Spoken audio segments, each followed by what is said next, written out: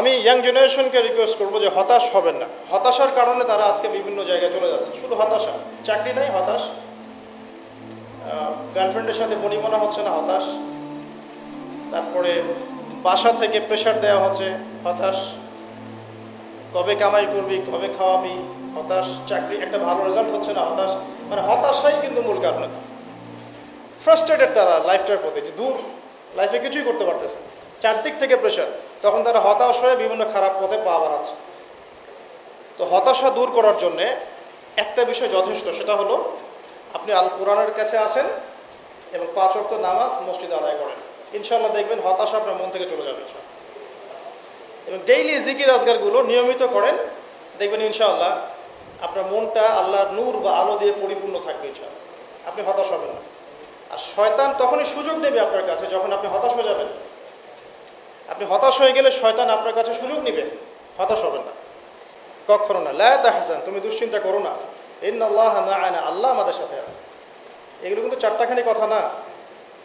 যখন আপনি বিপদে পড়ে একনিষ্ঠভাবে আল্লাহর প্রতি তাওয়াক্কুল করে খালি বলবেন যে হাসবি আল্লাহ ওয়া নি'মাল ওয়াকিল, আল্লাহই আমার জন্য যথেষ্ট, তিনি উত্তম কর্মবিধায়ক, আল্লাহ পাকের দায়িত্ব হয়ে যাবে আপনাকে সাহায্য করা। ইনশাআল্লাহ কোনো টেনশন করবেন না। যখনই কোনো বিপদ আপদে পড়বেন মন থেকে বলবেন হাসবি আল্লাহ ওয়া নি'মাল ওয়াকিল অথবা হাসবুনাল্লাহ ওয়া নি'মাল ওয়াকিল। ইনশাআল্লাহ দেখবেন আল্লাহর সাহায্য নেমে আসবে ইনশাআল্লাহ। একজন আলেম একটা কথা বলেছিলেন একদিন, যে আগে মানুষ যত বেশি আল্লাহর কাছাকাছি থাকতো, আল্লাহ পাকের নুসরা মানে সাহায্য তত কাছে থাকতো। যখন মানুষ আল্লাহ থেকে দূরে সরা শুরু করেছে, আল্লাহ পাকের নুসরাও আস্তে আস্তে আস্তে আস্তে সরে গেছে।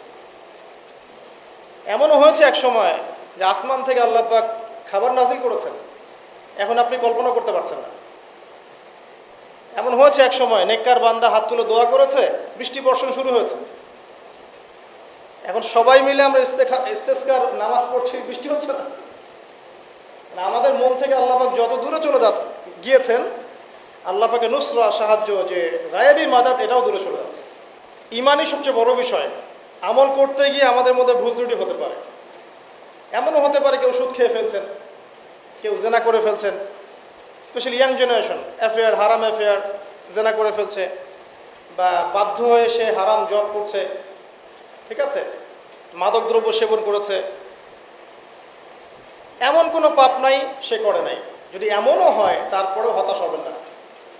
আল্লাহ রাব্বুল আলামিন আপনার খালেস ইমান যদি আপনি নিয়ে আসতে পারেন, তওবা করে ফিরে আসতে পারেন, আল্লাহ পাক মুহূর্তের মধ্যেই সমস্ত গুনাহ তো মাফ করে দিবেন ইনশাআল্লাহ, গুনাহগুলোকে নেকি দিয়ে পরিবর্তন করে দিবেন ইনশাআল্লাহ।